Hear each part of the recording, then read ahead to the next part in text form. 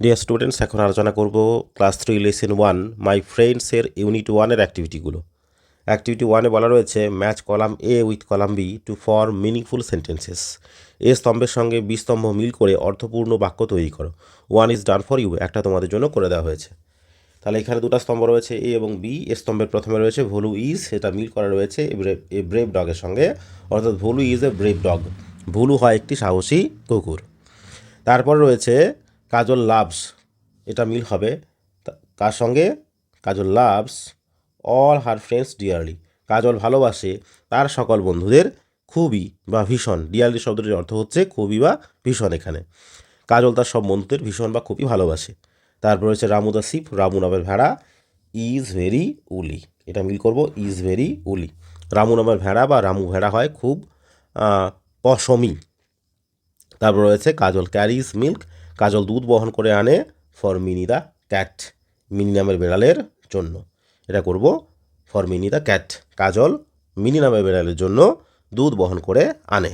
এবং সর্বশেষ রয়েছে কাজল প্যাটস মতি, কাজল মতিকে আদর করে চাপড়ে দেয় অন হার ব্যাক, তার পিঠের ওপর।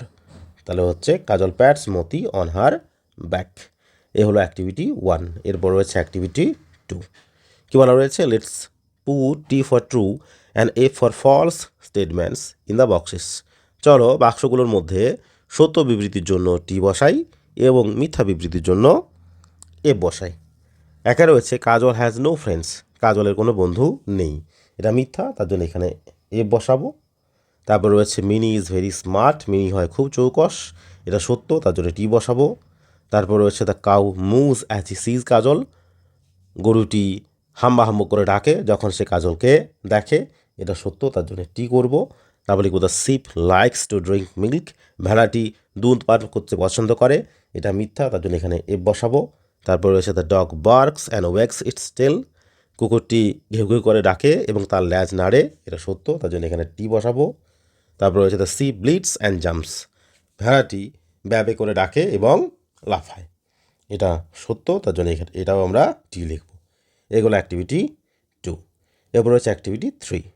কী বলা হয়েছে? Let's match the animals with the sounds they produce. চলো পশুগুলোর সঙ্গে তারা যে আওয়াজটি তৈরি করে সেগুলোর মিল করি।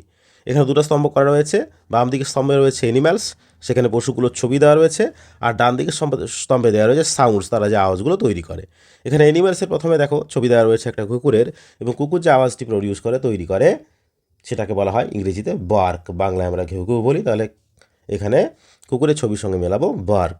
তারপরে রয়েছে বেড়ালের ছবি, বেড়াল যে আওয়াজটা করে সেটাকে মিউ বলা হয়, বাংলাতে আমরা মিউ মিউ বলি, তাহলে এটা হলো মিউ। তারপর রয়েছে একটা ভেড়ার ছবি, ভেড়া যে আওয়াজটা তৈরি করে সেটাকে বলা হয় ব্লিট, তাহলে এখানে শিপের সঙ্গে মেলাবো ব্লিট। আর তারপর সর্বশেষ রয়েছে এখানে একটা গরুর ছবি, এবং গরুর যে আওয়াজটা তৈরি করে সেটাকে বলা হয় মু, বাংলায় আমরা বলি হাম্বা হাম্বা। এগুলো অ্যাক্টিভিটি 3। এরপর রয়েছে অ্যাক্টিভিটি 4। কী বলা হচ্ছে? হু অ্যাম আই, আমি কে।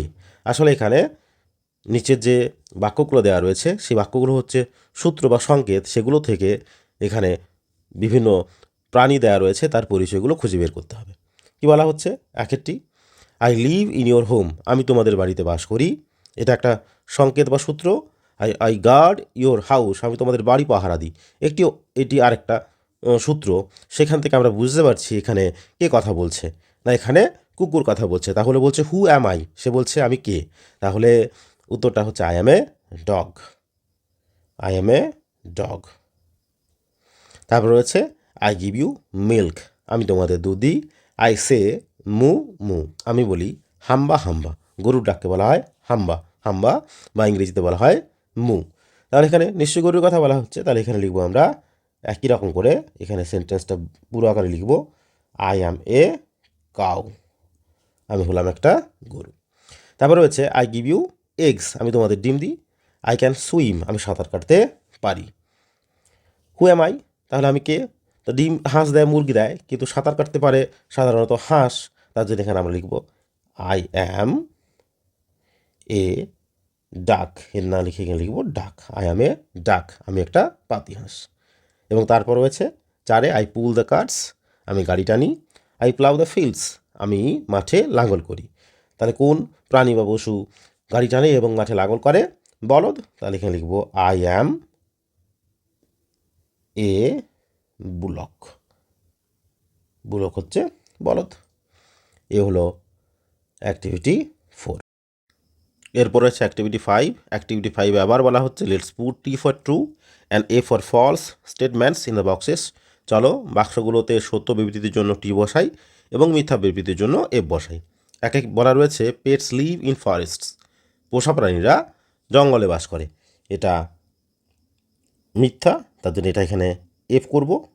তারপর রয়েছে হেন্স গিভ আস এগস, মুরগিরা আমাদের ডিম দেয়। এটা সত্য, তার জন্য এখানে টি লিখব। তারপর 3 বলা আছে ক্যামেলস কিল মাইস, উটেরা ইঁদুরদেরকে হত্যা করে বা মেরে ফেলে। এটা মিথ্যা, তার জন্য এখানে এফ লিখব। তারপর হচ্ছে ডগস গার্ড আওয়ার হাউসেস, কুকুরেরা আমাদের বাড়ি পাহারা দেয়। এটা সত্য, টি লিখব। তারপর হচ্ছে বুলক্স গিভ আস উল, বলদেরা আমাদের পশম দেয়। এটা মিথ্যা, এফ লিখব। তারপর হচ্ছে pets help us in many ways, পোষা প্রাণীরা নানা রকমভাবে আমাদের সাহায্য করে। এটা সত্য, তার জন্য এখানে টি লিখব। এই হলো অ্যাক্টিভিটি 5। এরপর অ্যাক্টিভিটি 6। এখানে কি বলা হচ্ছে let's match the animals with their babies. চলো আমরা পশুগুলোর সঙ্গে তাদের বাচ্চাদের মিট করি। এখানে 2টা স্তম্ভ করে দেওয়া রয়েছে। বাম দিকের স্তম্ভে রয়েছে অ্যানিম্যালস পশু, আর ডান দিকের স্তম্ভে রয়েছে বেবি অ্যানিম্যালস বাচ্চা পশু। পশুদের বাচ্চাদেরকে কি বলা হয়? তো এখানে অ্যানিম্যালসের প্রথমে রয়েছে ডগ কুকুর, কুকুরের বাচ্চাকে বলা হয় ইংরেজিতে পাপ্পি। তো এখানে ডগের সঙ্গে মিল করবো পাপি। তারপরে হচ্ছে গোট, গোট হচ্ছে ছাগল, ছাগল ছানাকে বলা হয় ইংরেজিতে কিড, তাহলে গোটের সঙ্গে মিল করব কিডের। তারপর হচ্ছে ক্যাট, ক্যাট হচ্ছে বেড়াল, বেড়াল ছানাকে ইংরেজিতে বলা হয় কিটেন, তাহলে ক্যাটের সঙ্গে মিল করব কিটেন, একেবারে ওপরে রয়েছে। হেন হচ্ছে মুরগি, মুরগির ছানাকে বলা হয় চিক, তাহলে হেনের সঙ্গে মিল করব চিক। হেনের সঙ্গে এটা চিক চিক করতে হবে, হেনের সঙ্গে মিল করব চিক। তারপরে হচ্ছে হর্স, হর্স হচ্ছে ঘোড়া, ঘোড়ার বাচ্চাকে বলা হয়, বাচ্চা ঘোড়াকে বলা হয় কল্ট, তাহলে এটার সঙ্গে মিল হচ্ছে কল্ট। শিপের বাচ্চাকে বলা হয় ল্যাম, তার নিচে রয়েছে, ল্যামের সঙ্গে মিল করব। আর সর্বশেষ হচ্ছে কাউ, গরু, গরুর ছানাকে বলা হয় কাফ, এইটা হবে কাফ। এই হলো অ্যাক্টিভিটি 6। তারপর রয়েছে অ্যাক্টিভিটি 7। কী বলা রয়েছে let's arrange the litres in the right order. চলো আমরা এই অক্ষরগুলোকে বা বর্ণগুলোকে সঠিক বিন্যাসে বা ক্রমে সাজাই। These are the names of babies of animals, এগুলো আসলে পশুদের বাচ্চাদের নাম। এগুলো সাজালে সঠিক ক্রমে বা বিন্যাসে সাজালে আমরা পশুদের বাচ্চাদেরকে বা ছানাদেরকে পাবো, তাদের নাম পাবো। যেমন একে রয়েছে এখানে যেটা দেওয়া রয়েছে, এটা সাজালে হবে এল আগে, তারপরে এ এম বি, ল্যাম ভেড়ার ছানা। তারপরে এটাকে সাজালে হবে উল্টো দিক করে, দেখো কে আগে, তারপর আই, তারপর ডি, উল্টো দিক করলে হয়েছে কিড, ছাগল ছানা, ছাগলের বাচ্চাকে বলা হয়। তারপরে এটা হবে চিক, CHICK, চিক হচ্ছে মুরগির ছানা, মুরগি বাচ্চা। তারপর হচ্ছে পাপ্পি, PUPPY, পাপ্পি হচ্ছে কুকুরের ছানা। তারপর রয়েছে কাফ, CALF, কাফ হচ্ছে গরু বা হাতির ছানাকে বলা হয় কাফ। তারপর রয়েছে এটা সাজালে পাবো আমরা ডাকলিং, DUCKLING, ডাকলিং হচ্ছে ডাকের ছানা, পাতি হাঁসের ছানা, হাঁসের ছানা, হাঁস বাচ্চা। তারপর রয়েছে এটা সাজালে পাবো কল্ট, COLT, কল্ট, ঘোড়ার ছানা।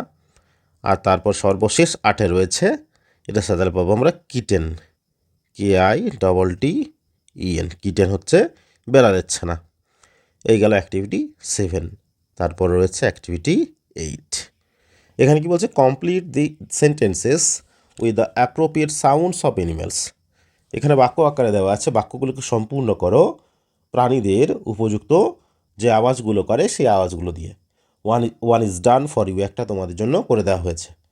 যেমন বলা রয়েছে একে এ ডগ বার্কস, একটা কুকুর ঘেউ ঘেউ করে, বাট এ ক্যাট, কিন্তু একটা বিড়াল কী করে মিউজ, মিউ হচ্ছে ডাক, সেটাকে ভার্ব করে মিউ করা হচ্ছে, মিউজ বলা হচ্ছে, একটা বিড়াল মিউ মিউ করে। তারপরে বলা হচ্ছে কাউ, তাহলে গরুর ডাককে আমরা বলি মু, তাহলে এখানে ভার্বের সঙ্গে এস যোগ করে মুজ করবো, এ কাউ মুজ, একটা গরু হাম্বা হাম্বা করে, বাট এ হর্স নেইজ, NEIGHS, নেইজ। একটা ঘোড়া চিহি চিহি করে, ঘোড়ার ডাককে বলা হয় বাংলাতে চিহি। এ ডাঙ্কি ব্রেজ, BRAYS, গাধার ডাককে বলা হয় ব্রে। এখানে বাংলায় সে অর্থে কিছু বলা হয় না।